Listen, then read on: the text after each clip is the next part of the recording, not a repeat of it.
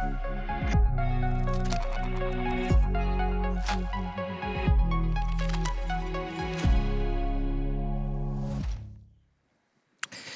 päevast, tere tulemast tagasi Ida-Viru õiglase ülemineku visioonipäevadele. Me oleme oma visiooniga jõudnud teise päeva. Kui eile me tegelesime visiooniga, siis täna on see päev, kus me hakkame visiooni elluviimiseks mõtlema, arutama, kuidas seda kõike teha, mis meie visioonis paistab.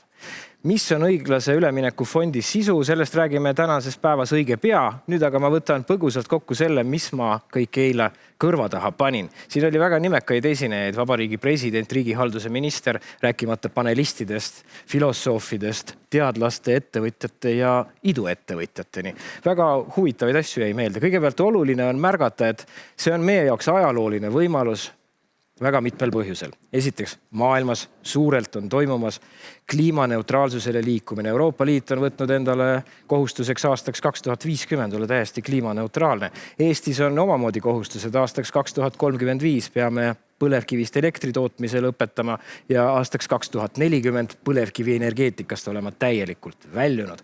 Õiglase ülemineku fondiga aga me alustame juba täna ja aastaks 2029 oleme suutnud käivitada väga palju uusi huvitavaid protsesse Ida-Virumaal, mis peaks meil aitama neid samu kliimaneutraalsuse eesmärke täita. Mida ma märkasin eile presidendi kõnest? Kõige olulisem, see õiglase ülemineku fondi raha. Me Eestis oskame väga hästi paigutada eurorahasid. Palju ilusaid kultuurimaju, palju huvitavalt haritud põlde ja palju lahedaid, piisavalt laiasid kergliiklusteid.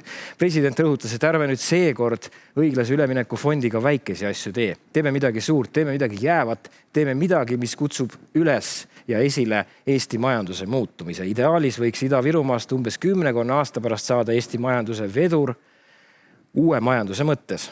Praegugi 5% Eesti SKT-st tuleb Ida-Viru põlevkivitööstustest, aga sellega, nagu me aru saame, on üsna konkreetselt käik andud asja muuta.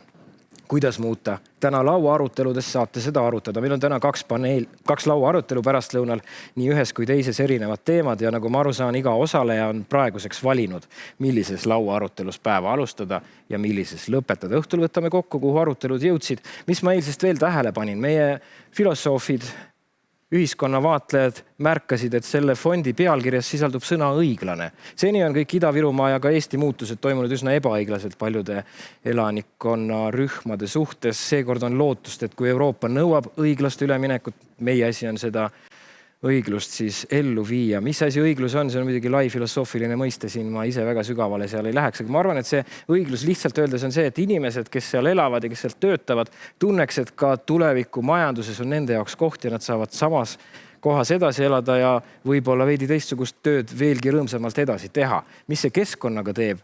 Inimesed tegutsevad teatavasti keskkonnas ja ma ei pea silmas majanduskeskkonda, vaid looduskeskkonda. Ka seda on võimalik õiglase ülemineku fondi kaudu ilusamaks teha. Kuidas täpsemalt päeva jooksul selgub? Mis ma veel eile tähele panin? Väga huvitavat halli ala. Kui me räägime põlevkivi energeetikast väljumist aastaks 2040, siis eraldi terminina tõid põlevkivitööstuse isikud välja, et põlevkivikeemia ei tähenda ilmtingimata põlevkivi energeetikat. Võimalik, et selles sektoris on võimalus esile kutsuda liikumist energiakomponentidelt mingitele muudele põnevamatele, moodsamatele keemilistele komponentidele. Aeg näitab ja ka meie võimalused, kuidas me seda teha oskame. Ehk siis selles piirkonnas on väga suur potentsiaal uutmoodi arendus- ja uurimistegevuseks, mis võimalik, et põhjustab ka maailmas laiemalt arusaamise, kuidas naftast eemalduda. Naftat ei panda ju ainult autole kütusepaaki. Naftast on tehtud auto kaitserauad, autosalongis enamik detaile. Paljud minu seljas täna olevad riided on küll silt on peal, et on ökomärgis, aga kindlasti mõni nööp siin ei ole öko, vaid on ka naftaprodukt. Küsisin eile panelistidelt või õigemini üks meie publikust küsis, kas te kujutaksite ette täna kohe praegu naftast väljumist? Muidugi Ilmar Raag võttis kohe prillid eest ära, ütles, palun väga, juba väljusin. Ega see lihtne ei ole, aga Rainer Sternfeld, iduettevõtja, investor ütles, et see ei ole lihtne, aga see on võimalik, kui me suudame seda tehnoloogiliselt asendada millegi paremaga, millegi tervislikuma, keskkonnasõbralikumana ja see võib olla ka üks ülesandeid, mis meil nüüd ees seisab, kuidas siis Eestina naftast väljuda. Mis oli eile veel huvitav? Riigiministri Jaak Aabi kõnest mulle meenub väga huvitav number. 700 miljonit lähema 10 aasta jooksul lisandub niigi Ida-Virumaal toimuvasse. Ehk siis see on praktiliselt umbes 10% kogu selle maakonna toodetavast sisemajanduse kogu produktist. Jaotub see muidugi 10 aasta peale, see tähendab, et iga aasta on 10% võrra suuremad summad koha peal millegi uue esile kutsumiseks. Jaak Aab märkas ka seda, et ideaalis võiks selle protsessi lõpuks aastaks 2029 olla Ida-Virumaa meie jaoks mitte murelaps, vaid eeskuju. Selline maakond nagu kõik teised Eesti maakonnad, see on selline miinimumprogramm. Maksimumprogramm võiks olla see, et tõesti kõik vaatavad Ida-Virumaa poole, mitte ainult meil, vaid ka Euroopas ja imestavad, kuidas see neil õnnestus. Meil Eestis on üks suur eelis. Me oleme nii väiksed, et me saame paljusid suuri asju teha nii, et suured ei pane tähele, et need suured on, mis me teeme. Teiseks, see sama õiglase ülemineku fond Euroopas elaniku kohta panustab Ida-Virumaale rahaliselt kõige rohkem, 340 miljonit. Rääkides erinevatest numbritest, ma märkasin ka seda, et keemiatöösturid arvutasid välja, et lähema paarikümne aasta jooksul suudaks põlevkivisektor Eestisse juurde luua 8 miljardit. Mina mõtlen, et miks mitte, poisid, tehke ära, tooge see raha ära. Mitte midagi ei ole valesti, kui te selle aastaks 2040 ära toote ja siis teeme midagi uut ja põnevat või siis vähemalt selleks ajaks me oleme sinna jõudnud, et me teame, mida uut ja põnevat teha. Ja ma ise näengi õiglase ülemineku fondi sellise akseleraatorina, kiirendina, et me ammu enne seda, kui me endale kliima eesmärgid oleme püstitanud ja pannud tähtajad. Ammu enne seda alustame protsessi ja kasutame ka Euroopa toetusraha selleks, et see protsess liiguks meile vajalikus suunas. Aastaks 2029 me näeme juba väga hästi, kuhu me oleme jõudmas ja põhjustamas ka majanduse muutusi. Nii et see ei ole ainult Ida-Viru küsimus, mis meil täna laua aruteludes laual on, vaid see on laiemalt kogu Eesti majanduse küsimus. Mis meile veel huvitavat märkasin, meil loomulikult tuleb päris palju selgitustööd teha põlevkivisektoris nii neile, kes sealt töötavad praegu Ida-Virumaa keskmistest kõrgematel palkadel, kui ka neile, kes suhtuvad sellesse kui mingisugusesse ebavajalikku. Tegelikkuses on see Eesti majandusest väga suur tükk, kui me selle päeva pealt kinni keeraks.